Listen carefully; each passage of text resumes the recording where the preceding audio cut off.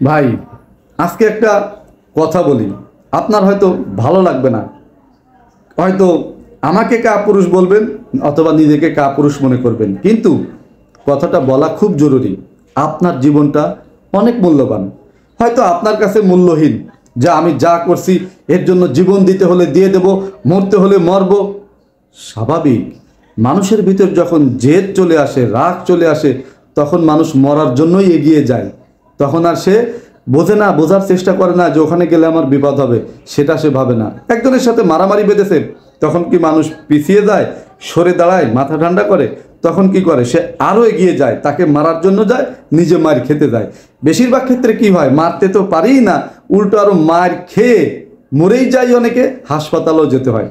কথাটা এই জন্য বলছি, আপনার জীবনের মূল্য আপনার কাছে না থাকলেও আপনার বাবার কাছে আছে, আপনার মায়ের কাছে আছে, আপনার বোনের কাছে আছে, আপনার পরিবারের কাছে আছে, অর্থাৎ আপনার ছেলেমেয়ের বলেন, স্ত্রী বলেন, সবার কাছে আপনার জীবনের মূল্য আছে।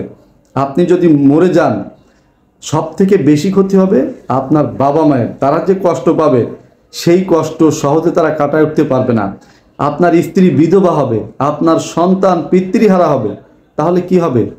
এই জন্য আমি বলছি যে অহেতুক ঝামেলা তৈরি না করে যদি সরে আসতে পারেন, সরে আসবেন, ঝামেলা বাধাইতে যাবেন না। অনেক মানুষ আছে ইচ্ছে করে আপনার পায়ে পাড়া দিয়ে, ঘাই দিয়ে ঝগড়া বাঁধাতে চাইবে, কারণ সে চায় আপনার ক্ষতি করতে। আপনি কি জানেন কার মনে এই প্ল্যান আছে আপনার বিরুদ্ধে? জানেন না। একজন মানুষ খুবই ভালো মানুষ আপনি মনে করেন, অথচ তার মনে মনে আপনাকে হত্যা করার প্ল্যান রয়েছে, বা খুন করার প্ল্যান রয়েছে, বা আঘাত করার প্ল্যান রয়েছে। যাই হোক, মনের মধ্যে থাকতে পারে। এই জন্য যা করবেন ভেবে চিন্তে করবেন। আর একটা কথা বলি, সেটা হলো যে ভাই, আপনার জীবনটা আপনার থেকে বেশি মূল্যবান আপনার পরিবারের সমস্ত সদস্যের কাছে। তাই যে কাজ করলে আপনার মৃত্যু হতে পারে, হবেই এমন বলছি না, মৃত্যু হতে পারে, মৃত্যু তো আল্লাহর হাতে। আল্লাহ যেখানে মৃত্যু রাখছে সেখানেই মৃত্যু হবে, এর বাইরে কোথাও হবে না। তারপরও বলছি এই জন্য, যদি আপনি সচেতন থাকেন, সাবধান থাকেন, তাহলে আপনার বিপদগুলো কম হবে। যে কাজ করলে আপনার বড় ধরনের বিপদ ঘটবে, সেই কাজ আপনার করার দরকার নাই, করবেন না। সেই কাজ থেকে বিরত থাকবেন। বেঁচে থাকাটা বর্তমান সময়ে সব থেকে বড় চ্যালেঞ্জ, সব থেকে ভয়ঙ্কর এবং ভয়ানক চ্যালেঞ্জ হলো বর্তমান সময়ে বেঁচে থাকা। এই সময়ে মানুষ যে কাউকে যে কোনো সময় রাস্তায় বলেন, পথে বলেন, ঘরে বলেন, সমস্ত জায়গা যেখানে পারতেছে সেখানেই মেরে ফেলতেছে। আমরা জনগণ শুধু তাকিয়ে দেখতেছি, সেলফি তুলতেছি, ভিডিও করতেছি, সোশ্যাল মিডিয়ায় পোস্ট করতেছি। কেউ মরলে সোশ্যাল মিডিয়ার বিশাল খবর, কিন্তু সাহায্য কেউ করছে না, উপকার কেউ করছে না। আপনাকে যদি কেউ মারে, আমিই তো ঠেকাতে যাব না, অন্য মানুষের কথা কি বলবো? আপনাকে যদি কেউ আমার চোখের সামনে দেখি যে পিটাচ্ছে 8-10 জন লোক মিলে, আমি ঠেকাতে পারবো? পারবো না। আপনি একা ঠেকাতে পারবেন? পারবেন না। আর কেউ ঠেকাবেও না। শুধু শুধু ঝামেলা কেউ ঘাড়ে নিতে চায় না। এই জন্য আপনার বিপদ আসতে পারে, সেটা ছোট হোক বড় হোক, এমন ধরনের কাজ করবেন না। রুটি রুজির জন্য পেশা আছে সব রকম, বা অনেক রকম পেশা আছে যেগুলোতে জীবনের রিস্ক আছে। আপনার জীবনে রিস্ক থাকলেও যতটা কন্ট্রোল করা যায়, যতটা ম্যানেজ করে করা যায়, সেইভাবে আপনাকেই আপনার সেভ করতে হবে। মনে রাখবেন, আপনি যদি আপনাকে বিপদে ফেলেন, তা কেউ আপনাকে বাঁচাইতে পারবে না, কেউ পারবে না। আর আল্লাহ তো বাঁচাবেই না। আল্লাহ তো তাকে বাঁচায় যে নিজে নিজেকে সেভ করে, যে নিজে নিজেকে বিপদ থেকে দূরে সরিয়ে রাখে। আপনি যদি বারবার বিপদের মধ্যে এগিয়ে যান, বিপজ্জনক কাজ করেন, তাহলে আল্লাহ কি ফেরেশতা পাঠিয়ে আপনাকে বিপদ থেকে মুক্ত করবেন? কখনোই না। আপনাকেই আপনার সেফটি নিশ্চিত করতে হবে। মনে রাখবেন, আপনি হলেন আপনার অ্যাডভোকেট, আপনি হলেন আপনার উকিল। আপনার কিসে ভালো হবে, কোন কথা বললে ভালো হবে, কোন কাজ করলে উন্নতি হবে, সেটা আপনাকেই বুঝতে হবে।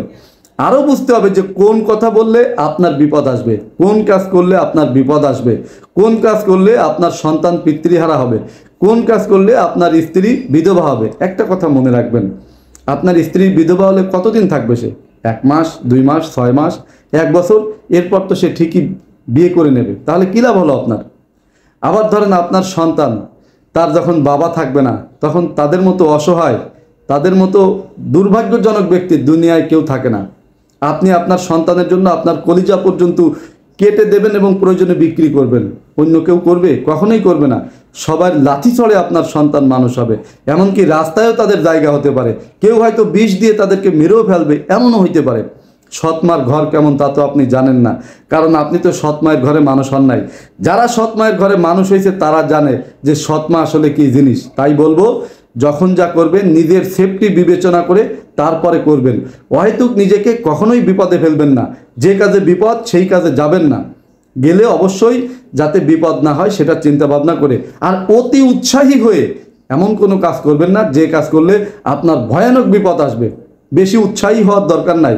আপনার রুজি একটু কম হোক, ইনকাম একটু কম হোক, প্রচার কম হোক, সোশ্যাল মিডিয়া কম বলুক আপনাকে, তাতে তো সমস্যা নাই। আপনি ধরেন সোশ্যাল মিডিয়ায় বিশাল ভাইরাল হলেন, সারা পৃথিবীর মানুষ আপনাকে চেনে, কিন্তু আপনি মরে গেলেন, তাতে কী লাভ হবে? আপনাকে বেঁচে থাকতে হবে। বেঁচে থাকার পরেও যদি আপনার সোশ্যাল মিডিয়ায় আস্তে আস্তে আপনি আগান, বা আপনার রুজি আস্তে আস্তে বাড়ান, ইনকাম সোর্স আস্তে আস্তে বাড়ান, সবই ঠিক হবে। হঠাৎ করে কলা গাছের মতো বা বট গাছের মতো হওয়ার চেষ্টা করবেন না, চিন্তাও করবেন না, তাহলে মারা পড়বেন।